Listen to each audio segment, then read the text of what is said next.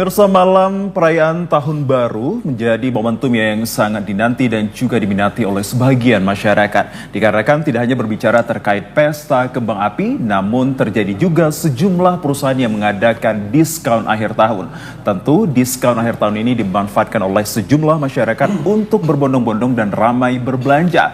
Namun tahukah Anda pemirsa, jika Anda melakukan hal tersebut, apakah Anda termasuk dalam kelompok belanja impulsif?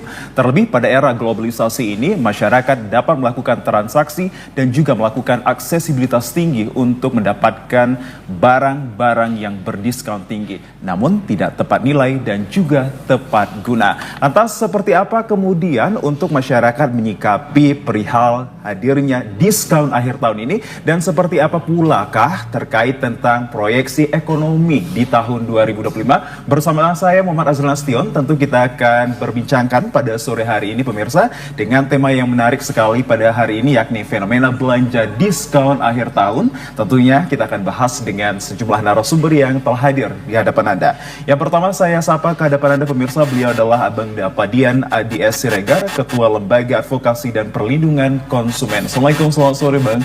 Waalaikumsalam Bang Azril, sehat. Kabar baik ya Bang? Ya. Dan yang kedua pemirsa, untuk mempertajam informasi kita pada sore hari ini telah hadir bersama kami seorang pengamat ekonomi, Bapak Sunarji Harahap MM. Assalamualaikum, selamat sore Pak. Selamat sore, Bang Azril, sehat selalu. Alhamdulillah, kabar baik ya. Dan tentunya pemirsa kami ucapkan selamat sore ke hadapan Anda semuanya. Kami turut untuk memberikan atensi pada Anda untuk hadir bersama kami 1 jam ke depan untuk bagaimana caranya menyimak informasi yang sangat kolektif dan juga informatif terkait fenomena belanja diskon akhir tahun yang tentunya akan diberbagikan perspektif melalui kedua narasumber kami. Baik, kalau begitu saya terlebih dahulu ke Bang Padian Adi Siregar. Melihat fenomena diskon akhir tahun ini tentunya menjadi hal yang sangat menarik untuk kita perbincangkan. Perspektif Anda selaku Ketua Lembaga Advokasi dan Perlindungan Konsumen ini, hal apa saja yang perlu disikapi Bang? Ya, pertama memang bahwa momentum diskon ya di akhir tahun itu memang fenomena yang rutin terjadi dengan berbagai macam tipologi lah. Apakah menurunkan harga, menekan dan segala macam termasuk diskon itu. Tapi kemudian yang menjadi catatan selalu adalah bahwa akhir tahun ini juga momentum bagi sebagian pelaku usaha untuk menghabiskan stok erat kaitannya dengan barang-barang lama atau juga barang-barang yang memiliki model lama begitu ya, model lama yang kemudian harus dihabiskan setiap tahun, karena memang idealnya produk itu baik dia barang yang dikonsumsi atau juga barang yang digunakan akan berganti pada tahun yang akan datang. Maka ini adalah momentum sebagian bagi pelaku usaha untuk melakukan sirkulasi terhadap peredaran barang-barangnya. Dan patut dikhawatirkan bahwa momen akhir tahun ini, karena memang akhir tahun ini setidaknya ada 2-3 minggu yang kemudian secara aktivitas barang-barang yang dipakai oleh konsumen misalnya atau pelanggan atau masyarakat, khususnya misalnya bagi sebagian masyarakat kita yang merayakan tahun baru, dia akan berhenti nih, misalnya lebih konkretnya misalnya dia beli barang pada hari ini, dia kemungkinan nanti akan dipergunakannya di minggu kedua atau setelah tahun baru di Januari baru dia kemudian. Ini yang menjadi persoalan erat kaitannya dengan misalnya tanggal daluarsa atau misalnya tanggal-tanggal atau waktu yang baik untuk dikonsumsi. Dan ini memang rata-rata memang trennya tiap tahun ini adalah masa-masa penggunaan yang sangat mendekati masa daluarsa. Ini yang memang harus dikhawatirkan juga. Selanjutnya bahwa tren diskon ini juga nanti kualitas barangnya, karena memang banyak dari masyarakat kita ini tergoda pada harga-harga murah itu, kemudian dia tidak waspada, kemudian tidak secara cerdas untuk meneliti barang-barang yang dia beli. Dan termasuk dalam kelompok yang belanja impulsif begitu ya Bang, karena tidak tepat nilai dan juga tepat guna. Sebenarnya apa yang menjadi fenomena faktor akan hadirnya diskon akhir tahun ini yang banyak masyarakat kita ini tidak lagi memiliki rancangan yang baik dan rencana yang baik untuk kegiatan berbelanja mereka? Apa yang menjadi faktornya? Nah, memang kan masyarakat kita ini sekarang, kalau kita kaitkan misalnya dengan data-data statistik dan angka-angka survei, bahwa perilaku konsumen kita ini kecenderungannya kan mengikuti tren ya, mengikuti tren. Bahwa kemudian misalnya di momen akhir tahun atau di awal tahun itu kan kesannya tahun baru, maka harus ada barang baru misalnya. ini memang apa ya, paradigma dan perilaku stigma di masyarakat kita yang belum bisa kita hilangkan sepenuhnya, bahwa ada sakral pada perayaan-perayaan akhir tahun atau misalnya menyambut tahun baru itu, yang kemudian ini yang menyebabkan masyarakat kita seolah-olah lebih konsumtif, mengeluarkan biaya yang lebih banyak dibandingkan pada bulan-bulan sebelumnya, begitu Bang. Dan mereka tidak melihat untuk katakan kembali tepat nilai dan tepat gunanya lagi ya. Kebanyakan dari masyarakat kita ini mengikuti tren yang terjadi tanpa memikirkan apapun yang sangat substantif begitu ya Bang. Baik Bang Padian, kalau begitu kita tahan kembali Bang Padian untuk diskusinya ke hadapan Abang. Kita coba untuk menggali informasi kepada pengamat ekonomi Bapak Sunarji Harahap MM. Pak Sunarji, bagaimana ini perspektif dari seorang pengamat ekonomi akan fenomena diskon akhir tahun ini seperti apa? Fenomena diskon di akhir tahun ini tentunya sesuatu yang tidak hal yang aneh bagi kita, karena tentunya memang ini kan tiap tahun terjadi gitu ya di dalam perekonomian kita. Kalau secara nasional kita lihat itu ada sekitar perputaran perekonomian kita di dalam akhir tahun ini itu ada 80.250 triliun. Itu perputaran ekonomi dalam transaksi konsumer produk-produk di akhir tahun ini itu membuktikan bahwasanya orang pada saat akhir tahun itu banyak berbelanja, ya khususnya dalam hal kita lihat fashion, kosmetik dan elektronik, yang utama adalah fashion tersebut. Makanya kita harapkan bagaimana dari sebuah perusahaan harus bisa memberikan keyakinan bagaimana produk-produk tersebut bukan sekedar hanya sisa-sisa yang harus dihabiskan, tapi bagaimana membuktikan loyalitas perusahaan tadi itu kepada pelanggan betul-betul ini juga menunjukkan kualitas tersendiri. Walaupun memang di event ini tentunya bergantinya tahun, tapi tentunya harus betul-betul berkualitas dalam untuk produk tersebut. Dan inilah makanya tadi itu bukti dari produk tersebut dengan memberikan yang terbaik, sehingga kita harapkan ini bisa memberikan kepuasan bagi pelanggan. Makanya kalau kita lihat di dalam perekonomian ini, itu saat sekarang generasi Z itu mendominasi ya dari sisi pembelian produk yang ada saat sekarang ini. Ada sekitar 27% itu kalau kita lihat sama seperti juga pada saat pemilu itu ya pemilih untuk kalangan generasi Z ditambah generasi milenial ada sekitar hampir 55% akhirnya. Ini akan mendominasi pembelian juga di akhir tahun ini, sehingga kita harapkan ya dengan perbelanjaan yang terjadi, bagaimana tentunya ini perputaran ekonomi akan meningkat tentunya, sehingga kita harapkan persentase kita lihat dalam pertumbuhan ekonomi di masa akhir tahun kalau dalam liburan tahun baru ini itu ada sekitar hampir 5,2% yang akan kita raih dengan perputaran ekonomi luar biasa. 3,5 triliun itu per hari itu berputar dalam hal transaksi perekonomian kita di liburan Natal tahun baru ini. Seperti itu. Dan menjadi harapan kita bahwa akan terjadinya pertumbuhan dan perkembangan ekonomi dengan hadirnya diskon ataupun fenomena belanja diskon di akhir tahun ini, begitu ya Pak Sunarji? Iya. Pak Sunarji. Namun kita juga ingin mengetahui perusahaan yang menyediakan promo-promo untuk diskon akhir tahun ini seharusnya memberikan akses yang luar biasa kepada masyarakat, mulai dari kebutuhan terkait tentang jumlah ataupun kuantitasnya ini, tapi kita perlu juga mengetahui terkait tentang promo yang diberikan ini haruslah benar-benar yang memang benar up to date begitu Pak. Tadi kalau Anda mengatakan bahwa ini banyak yang dikeluarkannya adalah yang lama-lama. Yang penting tidak untuk menyadarkan masyarakat kita ini untuk memilih secara baik akan kualitas barang saat promo.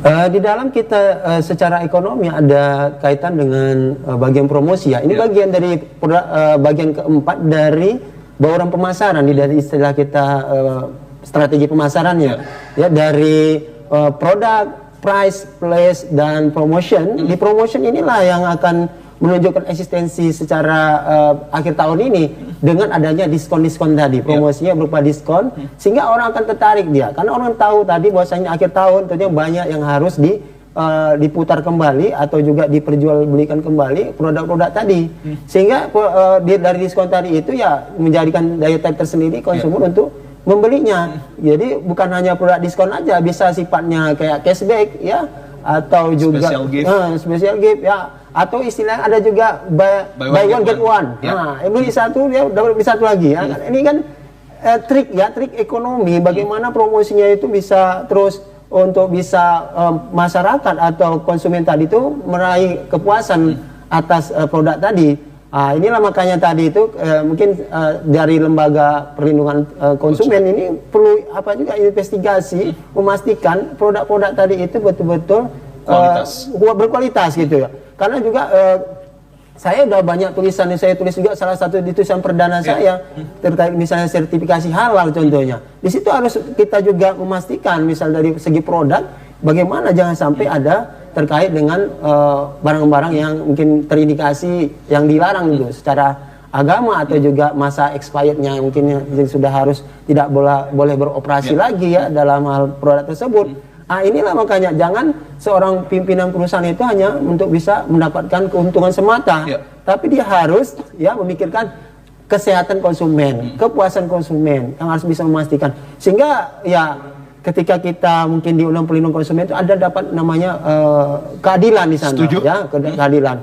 Seorang perusahaan dan juga konsumen akan merasakan bahagia di sana dalam transaksi ekonomi tentunya seperti itu. Pak Sunardi, ada beberapa referensi yang menyatakan bahwa mereka yang terlibat dalam implementasi ataupun penggunaan akan hadirnya promo diskon di akhir tahun ini adalah mereka yang ekonominya kelas menengah ke bawah, begitu Pak Sunardi. Apakah kriteria tersebut menjadikan masyarakat kita, khususnya wilayah Sumatera Utara ini, termasuk dalam kelompok yang belanja impulsif?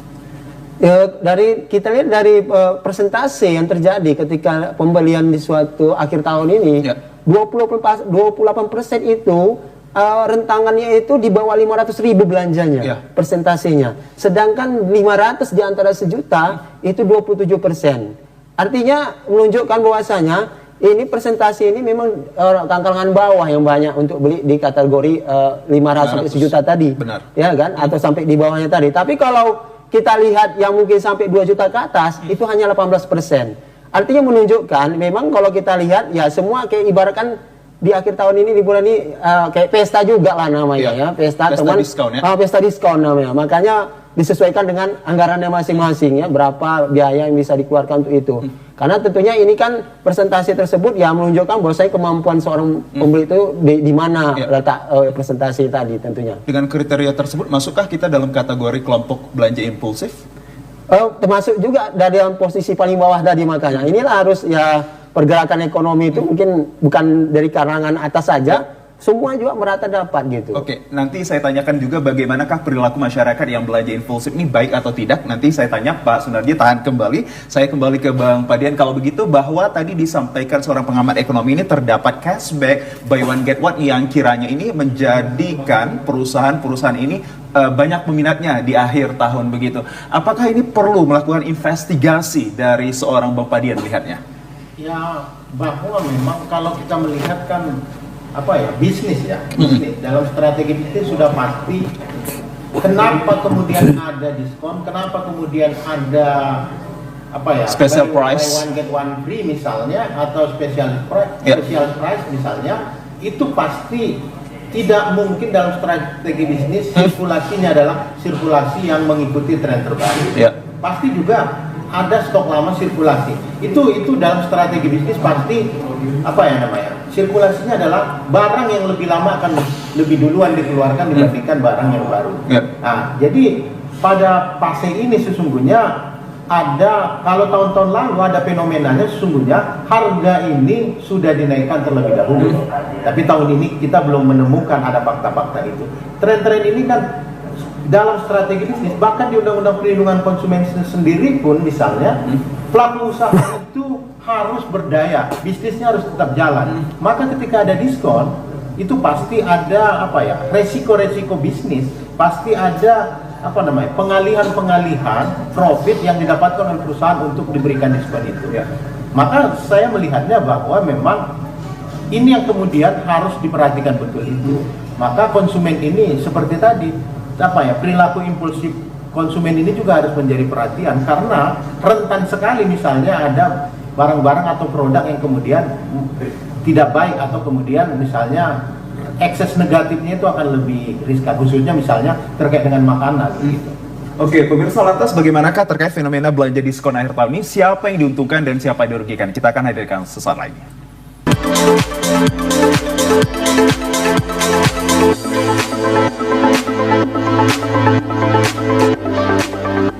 Pemirsa, sejumlah perusahaan pada fenomena diskon akhir tahun tentunya menawarkan sejumlah promo yang menarik terhadap barang-barangnya meskipun pada kualitasnya ini bisa dikatakan menurun. Apakah ini kategori penipuan kepada masyarakat atau seperti apa? Kita diskusikan kembali dengan Bang Padian Adi S. Siregar, Ketua Lembaga Advokasi dan Perlindungan Konsumen. Tanggapan Anda seperti apa? Apakah inilah termasuk penipuan dan siapa yang bertanggung jawab?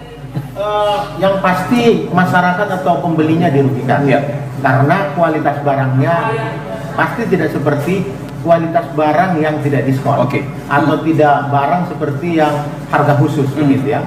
Tapi kemudian apakah ini penipuan atau kemudian pelaku usahanya bisa diberikan sanksi?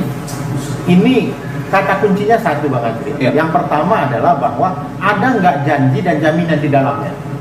Maka kalau ada janji dan jaminan di dalamnya, ketika kemudian janji itu tidak ditepati atau kemudian janji itu tidak sesuai dengan jaminan yang diberikan oleh pelaku usaha, maka pelaku usahanya dapat dituntut. Jadi dia kata kuncinya konsumennya atau masyarakatnya pasti dirugikan dengan itu, karena memang sirkulasinya udah pasti secara kualitas akan tidak lebih baik dengan harga yang normal atau barang yang baru. Tapi kemudian mengenai pelaku usahanya dapat diberikan sanksi atau tidak tergantung kata kunci itu. Ada nggak janji di dalamnya, adakah jaminan di dalamnya. Kalau kemudian dia harganya khusus diskon, kualitasnya tidak baik tapi dia memberikan jaminan atau janji seperti barang yang harga normal, atau juga misalnya jaminannya tidak memenuhi itu, maka itu dapat diberikan sanksi. Tapi konteks penipuannya tidak, karena dalam perspektif Undang-Undang Perlindungan Konsumen itu adalah pidana itu adalah ultimum remedium. Arti ultimum remedium itu adalah jalan terakhir. Konteks kerugian materialnya dulu yang kemudian akan diselesaikan, baru kemudian ketika menimbulkan kerugian fisik, misalnya gangguan kesehatan atau juga nyawa, baru kemudian kita geser kepada pidana. Dan ini ada hukum yang terkait yang mengatur ya. Baik, kalau begitu apakah yang diskon ini adalah mereka yang menjual barang-barang yang cacat? Tidak begitu juga, Bang? Kalau dia diskon menjual barang yang cacat, sudah pasti bisa diberi sanksi. Itu diberi sanksi? Diberi sanksi. Bisa. Tapi kemudian kalau dia secara kualitas berpotensi akan menurun dengan adanya diskon, itu tentu tidak bisa diberi sanksi, karena jual beli ini adalah konsensus, perjanjian. Ketika ada barang yang ditawarkan, bahkan seandainya barang KW sekalipun, Bang Azriel tidak bisa diberikan sanksi ketika informasi yang diberikan pelaku usaha itu kemudian diketahui konsumen dan itu disepakatinya untuk dibelinya. Jadi memang jual beli ini konsensus. Selama tidak ada aksi dalam tanda kutip misalnya ada kebohongan informasi di dalamnya, maka sesungguhnya pelaku usaha tidak bisa diberikan sanksi. Berarti dapat saya sampaikan bahwa dalam istilah jual beli ini ada dua hal terkait tentang transaksi secara uang ke uang, baru transaksi terkait tentang kesepakatan antara pembeli dan juga penjual. Jika mencapai kesepakatan yang deal to deal, maka tidak ada yang dilanggar, begitu ya? Tapi memang dalam Undang-Undang Perlindungan Konsumen ada standarisasi yang ditentukan oleh undang-undang. Salah satunya apa itu, Bapak? Salah satunya misalnya tidak boleh melewati menjual barang yang daluarsa, expired misalnya, atau kemudian misalnya mengganggu keselamatan berdasarkan standar nasional Indonesia. Ketika barang yang dijual itu melanggar standar nasional Indonesia, maka ya tentu bisa diberikan sanksi. Artinya kalau dia tidak melanggar aturan perundang-undangan, maka tidak dapat diberikan sanksi. Begitu. Baik, terima kasih Bang Padian. Coba kita mencari perspektif yang sama juga dengan Bang Padian, yakni Pak Sunardi Harahap ini. Bagaimana Anda melihat terkait tentang sejumlah perusahaan ini menawarkan diskon, namun tidak menjual yang cacat, mereka juga tidak terkena sanksi, alias mereka tidak melakukan penipuan jika tercapai kesepakatan deal to deal dengan harga dan juga deal to deal dengan komunikasinya. Begitu Pak Sunardi. Ya, di dalam kita bertransaksi jual beli tentunya itu sudah diketahui kita bahwasanya ada kesepakatan. Ini tadi juga sudah dibahas juga di konsesi tersebut. Karena tentunya kita dalam transaksi jual beli tersebut di dalam agama tentunya kita kan ada tuh wa Allahul bai'a wa haramur riba. Arti kata di situ jual beli ya. Jual beli yang disampaikan di situ adalah bagaimana ada berarti di situ kesepakatan muncul. Kalau kita transaksi kita di dalam produk yang mungkin terjadi di akhir tahun ini, yang walaupun dalam hal fenomena diskon ini, tentunya itu nggak ada masalah di dalam perusahaan dan juga pembeli, karena memang sudah real barang nampak ya, dan bisa dilihat seperti apa harga sekian dan sekian. Yang mungkin jadi masalah mungkin kita di dalam online, belum tentu terkadang ini kita masih membaca saja, belum tentu tidak sepenuhnya kita sesuai dengan apa yang kita harapkan terkadang kalau di online. Makanya ada banyak alasan orang di akhir tahun ini tuh membelinya secara langsung saja di mall gitu ya. Kenapa? Karena mereka itu satu sisi mereka ingin segera mendapatkan produk tadi, satu sisi mereka ingin melihat langsung memegang dan memiliki juga fisiknya tersebut, dan satu sisi lagi mereka ini ingin berjalan-jalan berkumpul atau setidaknya kita mungkin cuci mata juga mungkin bahasanya. Artinya di sini makanya dari ketika ini terjadi, kalau udah langsung, ya mungkin ada masalah karena terkait jual beli yang sah itu memang sudah ada kesepakatan kita di dalam transaksi tersebut, tidak ada terjadinya penipuan tentunya. Kalau itu udah terhindar, ya nggak ada masalah. Artinya perusahaan dan juga konsumen akan merasakan keadilan di sana, sama-sama bahagia di sana, kepuasan terdapat tentunya. Baik, dapat kita artikan secara sesama dari kedua narasumber kami, bila terdapat deal to deal terkait transaksi yang diberikan dan juga kesepakatan ini tidak terdapat unsur penipuan, yang meskipun dalam sejumlah perusahaan ini menawarkan diskon itu pada barang-barang yang kualitasnya sudah menurun, begitu ya Pak Sunardi dan juga Bang Padian. Baik, kalau begitu saya masih ke pengamat ekonomi ini terkait tentang fenomena belanja diskon akhir tahun ini pasti menciptakan pergerakan ekonomi yang luar biasa. Pak Sunardi, Anda melihat bagaimana pergerakan ekonomi kita khususnya di akhir tahun 2024 ini dengan hadirnya fenomena diskon akhir tahun ini? Fenomena di akhir tahun ini kita melihat secara baik secara nasional maupun secara Sumatera Utara, ini rentangannya masih sekitar sampai 5,1 sampai 5,5%. Kalau mungkin di akhir tahun masa seperti kita lihat diskon ini ya, khusus mungkin sebulan ini ke depan, ini paling tidak menggambarkan dia itu bagaimana pergerakan ekonomi, pembelanjaan dalam hal sistem tadi tersebut. Mungkin tadi kita lihat 80.250 triliun secara nasional pergerakan ekonomi dalam tahun tersebut, itu menandakan disitulah pertumbuhan ekonomi kita muncul ya sekitar hampir 5,5%, itu bisa memunculkan bagaimana ekonomi kita bangkit karena perekonomian itu ditandai sangat berjalan dengan baik ketika ada terjadi transaksi ekonomi di sana. Makanya kita bagaimana terjadi hal itu ya ini nampak nanti pada saat kita di momen-momen liburan dan Nataru ini akan nampak melejitnya perekonomian kita ya untuk bisa transaksi ekonomi berjalan dengan maksimal di sana. Inilah kita harapkan, dan kalaupun di Sumatera Utara tantangannya juga sekitar 5,2 sampai 5,5 juga. Menggambarkan presentasinya tersebut ya stabil dia untuk tingkat kita di Indonesia atau juga ini stabil untuk bisa kita secara ekonomi. Makanya kita harapkan kita di momen akhir tahun ini juga bagaimana perekonomian kita yang saat sekarang ini mungkin masih dikatakan stabil, tapi kita tidak tahu perkembangan selanjutnya. Soalnya pertukaran dolar rupiah mungkin sebelum pemilihan Donald Trump yang menang itu kita sekitar 15.200 ya, tapi sekarang sejak udah Donald Trump menang, ini perekonomian kita dolar AS menguat sehingga sampai sekarang udah 16.000-an.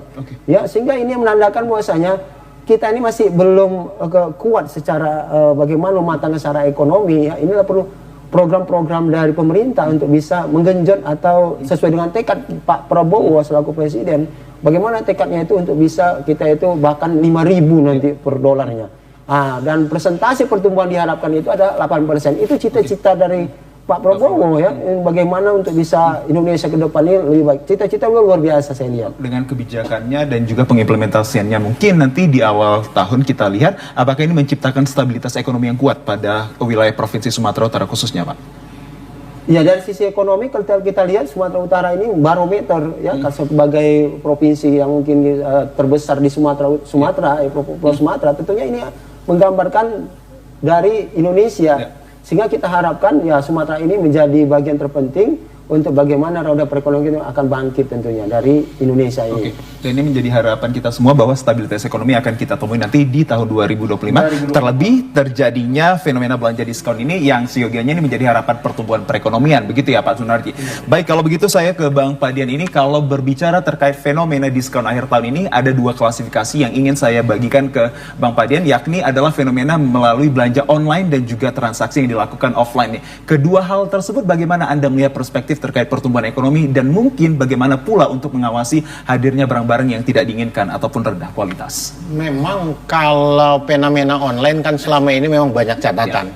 Tidak hanya akhir tahun, tapi kemudian pada pada hari biasa dengan adanya tanggal double itu, ya artinya kalau sekarang 12-12 misalnya kan, contohnya, maka ini tuh memang fenomena-fenomena yang menjadi catatan yang krusial dalam transaksi online. Seringkali memang banyak konsumen merasa dirugikan, baik dirugikan dari segi kualitas atau juga misalnya dalam kaitan pelayanan, misalnya jasa pengiriman dan segala macam. Tentu ini adalah fenomena sepanjang tahun kalau online, artinya tidak hanya di akhir tahun gitu ya di akhir tahun, karena memang online ini masyarakat kita menikmati diskon sepanjang tahun dengan tanggal double, dengan bulan double tadi itu. Saya sebenarnya lebih fokus pada soal offline misalnya. Ini kalau kita cerita soal ekonomi sebenarnya kan peralihan pergerakan saja ini Bang Azril.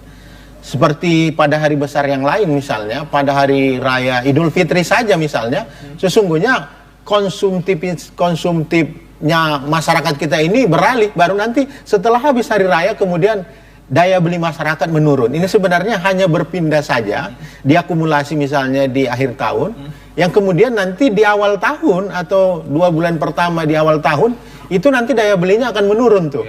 Nah, ini sebenarnya hanya akumulasi saja, hanya kumulatif yang kemudian terpindah dari pasca belanja akhir tahun ini, begitu ya.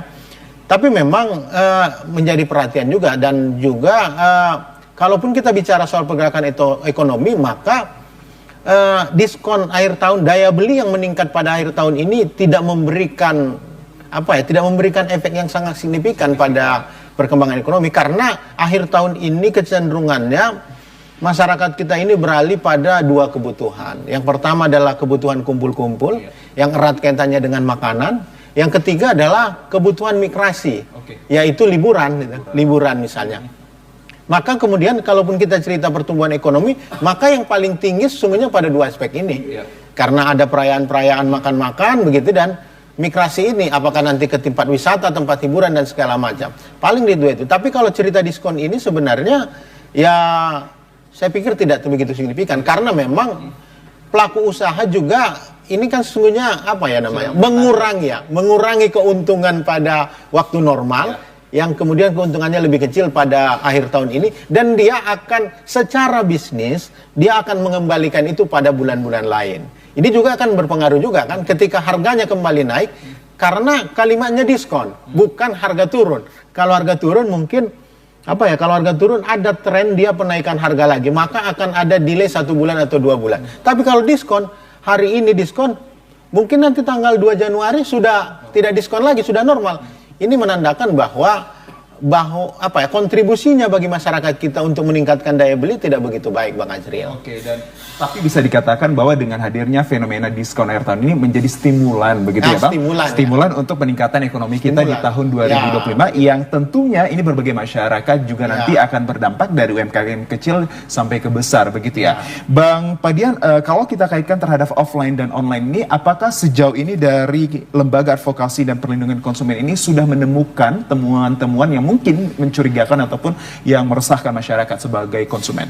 Kalau online ya baik secara langsung, misalnya temuan kita atau misalnya mengadu ke kita secara online memang ada secara online, tapi tidak kaitannya dengan diskon akhir tahun tuh.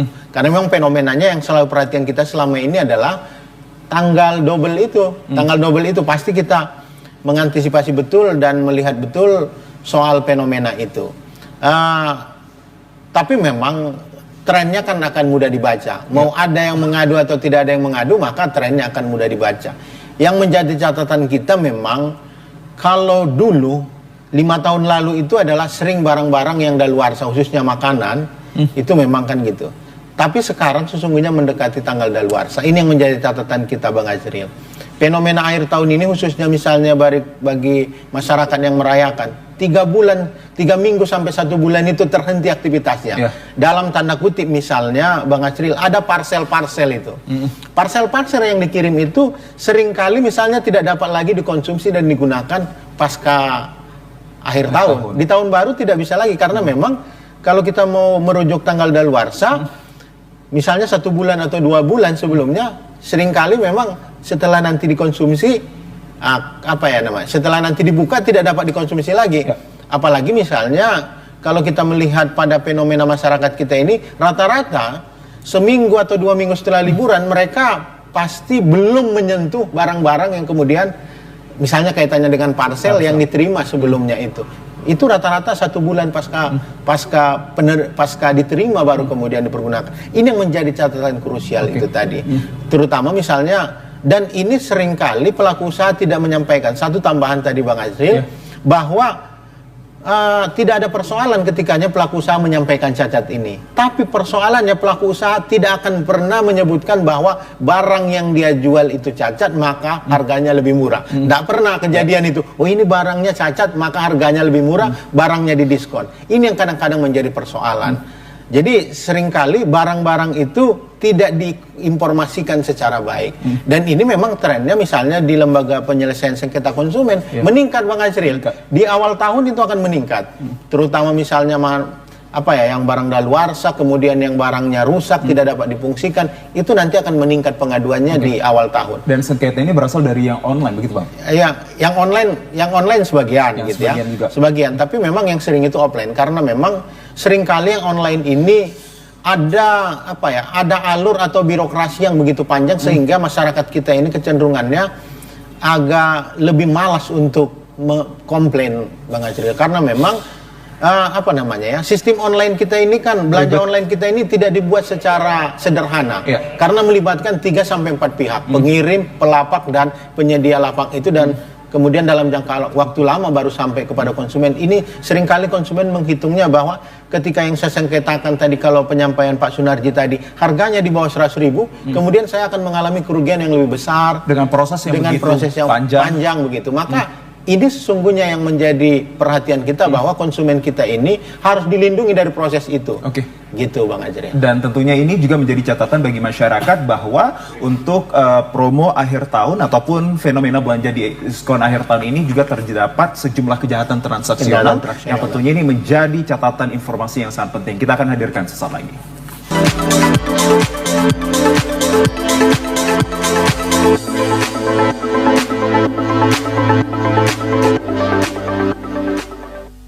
Ya, pemirsa, kejahatan transaksional bisa saja menghantui dan juga ditemui oleh masyarakat dikala untuk menemukan barang-barang pada belanja diskon di akhir tahun. Lantas kejahatan transaksional ini khususnya pada online dan offline ini bisa dikatakan apakah ini masuk dalam pidana ataupun seperti apa? Saya ke pengamat ekonomi. Anda melihat transaksional yang dilakukan banyak masyarakat kita ini melalui online dan juga offline ketika belanja ini seperti apa yang harus untuk kita sadarkan kepada masyarakat bahwa mereka ini tidak lepas dari kejahatan-kejahatan yang ada. Terkait dengan kejahatan transaksional, tentunya ini dalam hukum ya, kalau kita lihat ini tidak dibolehkan karena kejahatan tersebut ya kalau kita lihat pada unsurnya pasti merugikan oleh konsumen. Kenapa ya? Karena dia akan mengusahakan produk dia laku, tapi konsumen tersebut ya dia tidak mau tahu. Nah, sehingga inilah yang harus kita hindarkan, misalnya dalam hal penipuan atau juga kita lihat tidak sesuai dengan apa yang kita inginkan atau mungkin barang tersebut dia tidak dalam bentuk cacat gitu seperti itu. Makanya tadi sudah disampaikan juga bagaimana dalam transaksi tersebut kejahatan itu meminimalisir tersebut betul-betul bagaimana ya paling tidak seorang pengusaha ya kalau memang dia walaupun ada diskon nggak salah dia menyampaikan kejujuran inilah kurangnya produk tadi gitu ya dengan harga sekian makanya kita kasih diskon gitu. Tapi memang itu langka dijumpai memang. Tapi itulah tuntutan sebenarnya kejujuran tadi apalagi kita sudah memakai istilah diskon tadi. Jadi sehingga kita jangan sampai ada nanti konsumen tadi itu merasa dirugikan akibat kita tadi itu tidak sesuai dengan apa yang diharapkannya sehingga balik pulang ke rumah sehingga ini akan menjadikan bukan kebahagiaan ya tapi malah akan emosi bahkan ya tidak dipakainya barang tersebut sangat dirugikan sekali. Nah, ini kita harapkan jangan sampai kejahatan tersebut dalam hal ya kita lihat secara langsung kalau apalagi kalau secara online. Nah, ini makanya kalau secara online ini kan kita kan masih antara yakin atau tidak yakin di dalam bertransaksi sehingga kejahatan ini lebih memungkinkan kembali dalam kita bertransaksi. Kenapa? Karena kita tidak langsung jumpa atau kita tidak langsung menyentuh gitu ya. Sehingga kita dan dia perlu proses waktu gitu ya, tidak seperti langsung. Maka itu keunggulan tadi kalau kita berbelanja. Makanya 69% itu orang yang berbelanja pada saat liburan akhir tahun tersebut itu adalah mereka tuh lebih condong ke belanja langsung, ya. Daripada sisanya tersebut yang untuk dia serbanya online. Sehingga ini menandakan bahwasanya online tersebut ya persentasenya masih, walaupun dengan segala kemudahan diberikan, misalnya tidak antri, ya mudah juga dipesan, ya, tapi tentunya semuanya punya plus minus masing-masing. Tapi dari tindak kejahatan yang terjadi mungkin dari sisi online lebih banyak terjadi, sehingga ini yang harus kita antisipasi tentunya. Nah, ini secara kita melihat hukumnya tersebut ya mungkin terkait dengan konsensus tadi, kesepakatan tadi. Kalau memang ini tidak sesuai, bisa saja kita proses sebenarnya. Kalau itu memang ada terkait unsur-unsur penipuan di dalam jalur hukum begitu ya, jalur Pak. hukum. Lantas bagaimanakah kemudian terkait dengan apa yang telah Pak Sunardi sampaikan bahwa ini juga berkaitan terhadap perilaku masyarakatnya begitu ya Pak? Perilaku masyarakat kita ini bisa dikatakan konsumtif begitu Pak. Apa yang menjadikan masyarakat kita ini menjadi perilaku yang konsumtif terhadap sesuatu yang tren begitu? Memang kalau kita lihat ya, kalau tadi di sisi produk dari kita lihat adalah pekerjanya BP POM gitu ya, kadaluarsa. Kalau mungkin produk-produk yang mungkin seperti fashion, ini dia yang kita lihat itu memang trennya. Apa saat sekarang yang lagi modenya lagi familiar gitu ya. Sehingga kita melihat masyarakat ini memang ketika lihat mode hal yang terbaru, dia akan tertarik sendiri. Makanya itulah gunanya sebuah perusahaan, dia harus mampu untuk bisa menjawab kebutuhan konsumen dengan mode sekarang apa ya, gitu, seperti itu. Sehingga dengan munculnya mode-mode yang sekarang ini yang terbaru, ini akan membuat orang konsumtif tersebut akan tertarik dan bahkan tidak segan-segan dia mengeluarkan dana finansialnya itu yang mungkin lebih tinggi harganya dari mungkin yang biasa ya. Karena memang orang sekarang itu terkadang lihat gengsinya, mungkin kita lihat bagaimana dengan memiliki seperti barang tersebut. Ini hedonisme ya Pak? Iya, jadi ini prestisenya mungkin dibanggakan sebagai ketika memiliki produk tersebut. Oke, dan biasanya ini menyasar kelompok milenial kah atau kelompok dewasa juga secara ekonominya? Hampir di semua lini terkena untuk seperti itu. Tapi kalau kita lihat persentase saat sekarang ini yang memang lagi ngetrennya memang generasi Z milenial ini, ya persentase yang mungkin kita lihat pertumbuhan dia secara demografinya cukup meningkat dibandingkan mungkin usia yang di atas 50-an, 40-an ke atas, sehingga ini menandakan bahwasanya semua akan menggarap ya dari kemajuan dari tren-tren tadi. Akan mereka merasa membutuhkan dengan kemajuan. Makanya orang kan sekarang melihat generasi Z ini ya apa kira-kira yang sekarang lagi tren, itu mereka cepat tanggap mereka.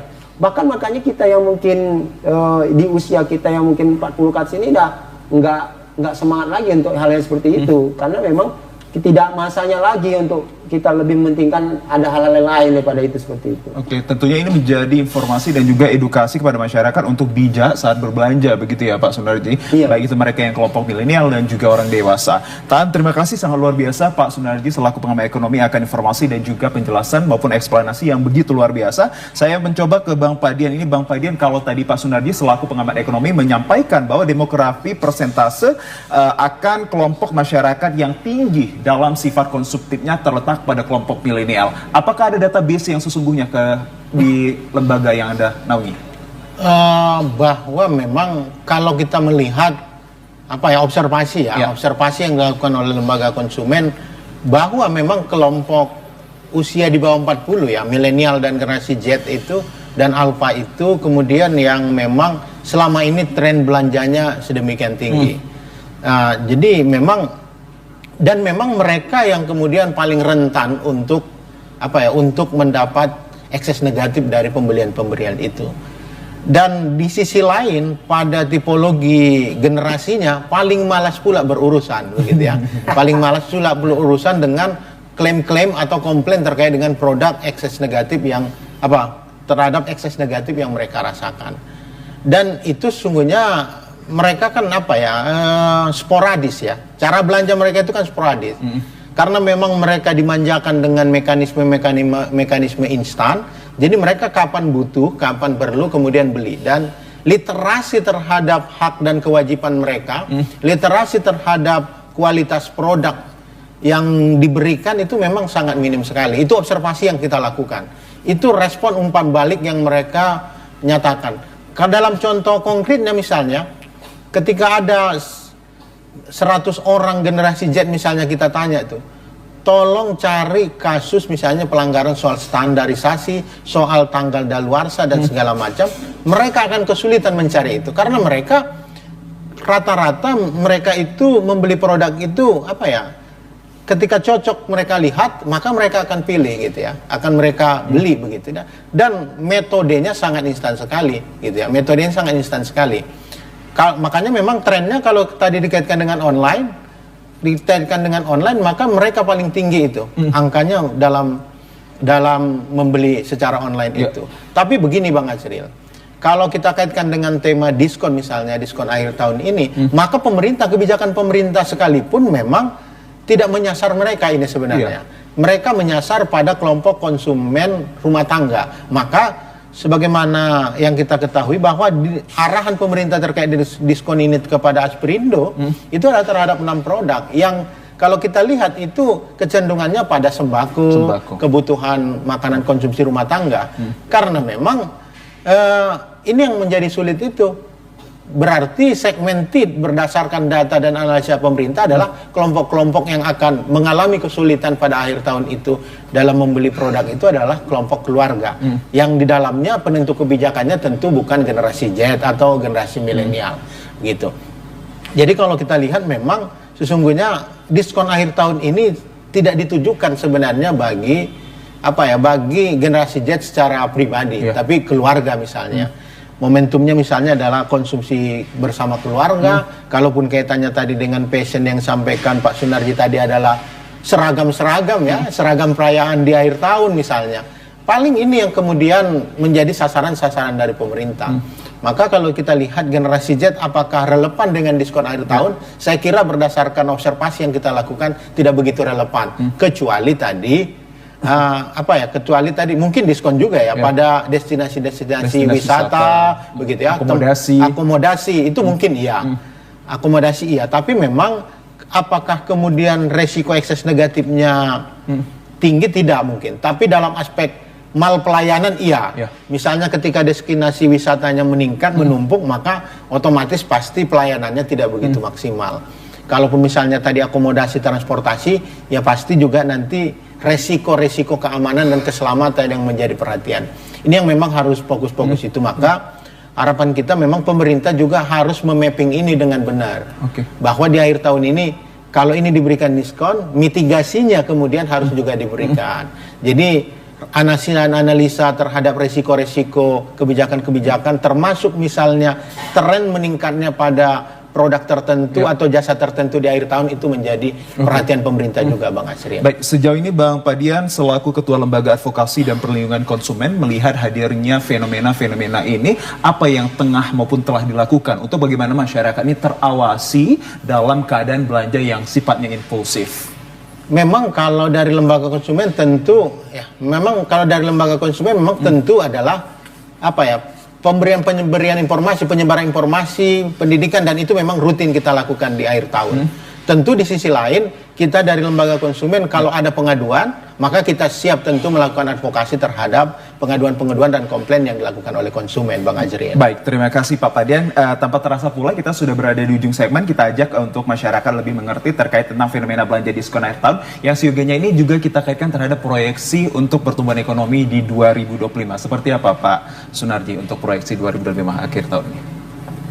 Proyeksi kita secara ekonomi di tahun 2025 ini kita lihat perkembangannya itu akan meningkat karena tentunya seiring dengan sekarang tujuan atau juga tekad dari Pak Prabowo selaku presiden itu luar biasa, memulai dari suasana kegiatan perekonomian itu berdasarkan 6 dari kebutuhan pertanian yaitu satu momen yang sangat baik bagaimana menggenjot perekonomian kita, sehingga kita harapkan dengan adanya sekarang ini dengan perkembangan perekonomian sekarang ini bagaimana kita untuk bisa untuk meningkatkan investor khususnya di dalam kita di Indonesia ini dan untuk meningkatkan pertumbuhan ekonomi kita dengan cara meningkatkan ekspor kita dalam berbagai hasil-hasil produk kita terkhusus mungkin hasil kita dengan sumber daya alam kita yang melimpah ini seharusnya sudah terjawab dengan kemampuan kita di Indonesia ini ya untuk bisa kita menjadi negara yang maju tentunya secara ekonomi tentunya. Baik, terima kasih Pak Sunardi. Kalau begitu ke Bang Padian, singkat dan padat untuk masyarakat terawasi terhadap fenomena belanja diskon akhir tahun. Memang benar liburan penting, tapi juga harus penting terkait tentang fenomena-fenomena ini. Ya, maka ya masyarakat atau konsumen karena ini rutinitas dan produk yang dibeli itu juga tidak jauh berbeda seperti hari biasa, maka konsumen kita, masyarakat kita harus cerdas, perhatikan terkait dengan cek kemasan, juga tanggal daluarsa dan juga kualitas barang yang kita beli itu. Maka ketika konsumen memperhatikan setidaknya syarat minimal atau standar-standar minimal ini, maka akan terlindungi dari ekses negatif dari diskon akhir tahun. Saya pikir begitu Bang Asril. Baik, terima kasih kami ucapkan atas kehadiran pengamat ekonomi Bapak Sunarji Harahap MM dan juga disusul dengan Ketua Lembaga Advokasi dan Perlindungan Konsumen Abang Padian Adi S. Siregar yang telah berbagi informasi akan fenomena belanja diskon akhir tahun. Semoga hal ini menjadi ruang manfaat yang begitu luar biasa akan masyarakat kita terhindar dari fenomena-fenomena yang tidak diinginkan, apalagi termasuk dalam asas negativity. Demikian yang dapat kami sampaikan pada edisi Sumber Menyapa segmen Kupas Tuntas Senin 16 Desember 2024. Akhirnya saya Muhammad Azmi Nasution. Selamat sore dan sampai jumpa.